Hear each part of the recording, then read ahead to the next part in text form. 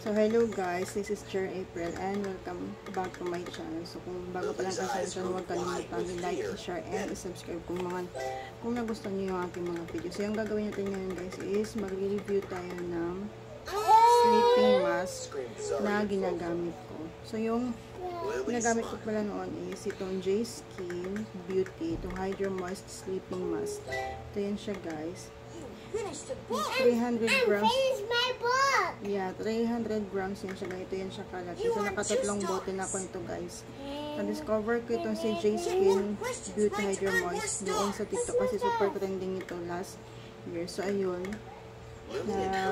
Na-curious ako. So, in-try ko din siya guys. And, isa-isahin natin yung naging effect nito sa akin. So, itong si Ice Water Sleeping Mask, itong sa Hydro Moist na ito guys, is meron siyang collagen, niacinamide, centella acetica, hyaluronic acid, and alpha-arbutin. Yan. So, isa-isa natin yung mga ingredients, yung main ingredients na andito sa ating sleeping mask. So, yung first is yung si hyaluronic acid guys. Yan, nakakatulong siya para mas mag-glow yung ating face. Ayan. And then, yung pangalawa is yung centella acetica guys. Ayan. Tawag ito, nasusus niya yung ating face. Not right, Lily.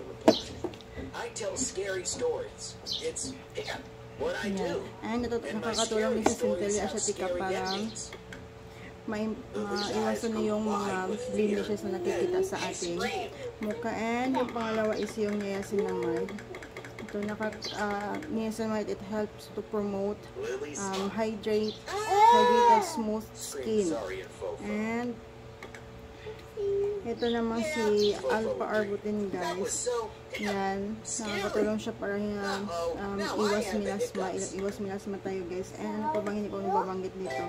Itong si collagen. Yan yung mga habang nag-iedad tayo guys. Yung mga wrinkles natin na iiwasan niya. Nakakatulong siya para maiwas yung mga wrinkles natin. So ito yung limang main ingredients na at good din pala ito guys sa mga oily and acne skin sa akin. Kung napapansin nyo, pinagpapawisan ako ngayon. Maganda ito siya. Kasi nami-minimize yung mga pores natin. And nakakatulong din siya for hydrating our skin. Yeah, because of the niacinamide.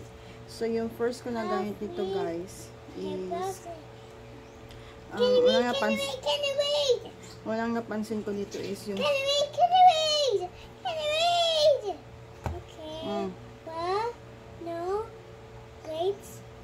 very good. Ang napansin ko dito is sobrang lamig niya, yung cooling effect na bibigay sa akin itong J-Skin na ito, itong sleeping mask na ito. Hanggang sa isang tawag ito, isang ganito ako guys. Sabi ko mag-order pa rin ako ulit kasi nakakatulong siya yung para sa akin na ito, ang epekto sa akin is yung nalalighten niya yung mga dark spots ng aking mga acne. Since ma-acne ako lalo pa kapag sa mga menstrual yung hormonal imbalance natin guys. Ayan. And then since kasi sobrang init nito guys. Isa din sa mga benefits nito guys is nakaka-glass skin din talaga siya. So yung price pala nito bago ko makalimutan, meron kasi siyang iba-ibang price. Meron ng akin, unang bili ko is 209 pesos. Yung pangalawang bili ko is 199 pesos. And tawag nito, maganda nito siyang ilagay kapag before nyo gamitin, ilagay mo lang sa refrigerator, good for 30 minutes para mas dagdag yung cooling effect. And since nag-start ako mag-makeup guys, follow ko sa TikTok na magaling siya pang moisturizer. So pwede siya pang moisturizer, ilagay morning before sunscreen para mas makita yung glowing effect kahit naka-makeup tayo guys. Ito siya si Hydro Moist. Ayan. Mas maganda din siya i-apply kapag ka morning kasi yung cooling effect niya pa ngayon yung panahon na super init guys, nakakatulong siya para sa cooling effect. And yung isa sa pinakagusto ko kasi dito is naku-close na yung mga pores ko dito. Unti-unti na naku-close yung mga pores ko dito. So yun lang guys yung ating video sa Chase Skin Hydro. So yung aking review, ating epekto sa akin. So kung gusto niyo itong video, huwag kalimutan i-like, i-share, and i-subscribe. And don't forget to hit the notification para updated kayo sa aking mga video. Yun lang guys. Bye!